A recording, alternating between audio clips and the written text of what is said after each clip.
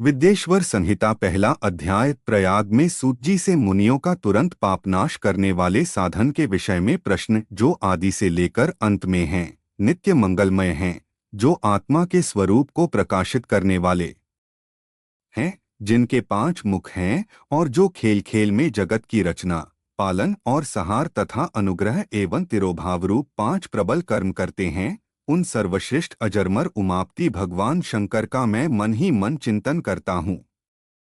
व्यास जी कहते हैं, धर्म का महान क्षेत्र जहाँ गंगा यमुना का संगम है, उस पुण्यमय प्रयाग जो ब्रह्मलोक का मार्ग है, वहाँ एक बार महातेजस्वी महाभाग महात्मा मुनियों ने विशाल यज्ञ का आयोजन किया। उस ज्ञान यज्ञ का समाचार सुनकर पौराणिक शिरोमणि व्यास जी के शिष्य सूत जी वहां मुनियों के दर्शन के लिए आए। सूत जी का सभी मुनियों ने विधिवत स्वागत व सत्कार किया तथा उनकी स्तुति करते हुए हाथ जोड़कर उनसे कहा, हे सर्वज्ञ विद्वान रोमहर्षण जी, आप बड़े भाग्यशाली हैं। आपने स्वयं व्यास जी के मुख से पुराण विद्या प्राप्त की है। आप आश्चर्य स्वरूप कथाओं का भंडार हैं। आप भूत भविष्य और वर्तमान के ज्ञाता हैं। हमारा सौभाग्य है कि आपके दर्शन हुए। आपका यहाँ आना निरर्थक नहीं हो सकता। आप कल्याणकारी हैं। उत्तम बुद्धि वाले सूत जी, यदि आपका अनुग्रह हो तो गोपनीय होने पर भी आप शुभाशुभ तत्व का वर्णन करें, जिससे हमारी तृप्ति नहीं होती और उसे सुनने की हमारी इच्छा ऐसे ही रहती है। कृपा कर उस विषय का वर्णन करें। घोर कलियुग आने पर मनुष्य पुण्यकर्म से दूर होकर दुराचार में फंस जाएंगे, दूसरों की बुराई करेंगे, पराई स्त्रियों के प्रति आसक्त होंगे, हिंसा करेंगे, मूर्ख, नास्तिक और पशुबुद्धि हो जाएंगे। सूत जी, कलियुग में वेद प्रतिपादित वर्ण आश्रम व्यवस्था नष्ट हो जाएगी।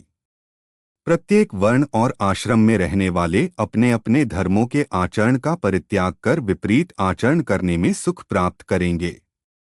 इस सामाजिक वर्ण संकरता से लोगों का पतन होगा। परिवार टूट जाएंगे, समाज बिखर जाएगा। प्राकृतिक आपदाओं से जगह जगह लोगों की मृत्यु होगी। धन का क्षय होगा। स्वार्थ और लोभ की प्रवृत्ति बढ़ जाएगी। ब्राह्मण लोभी हो जाएंगे और वेद बेचकर धन प्राप्त करेंगे। मद से मोहित होकर दूसरों को ठगेंगे, पूजा पाठ नहीं करेंगे और ब्रह्म ज्ञान से शून्य होंगे। क्षत्रिय अपने धर्म को त्याग कर कुसंगी, पापी और व्यभिचारी हो जाएंगे।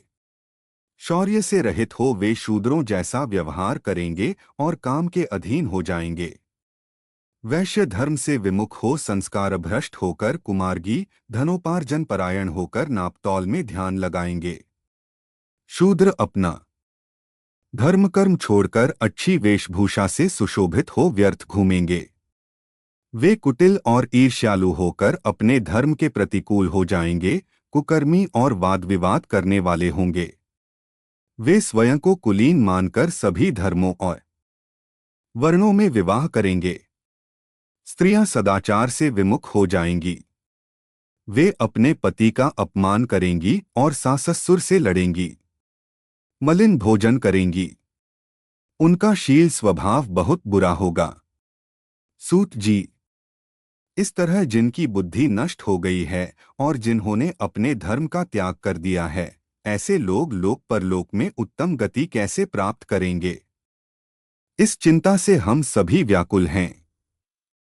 परोपकार के समान कोई धर्म नहीं है।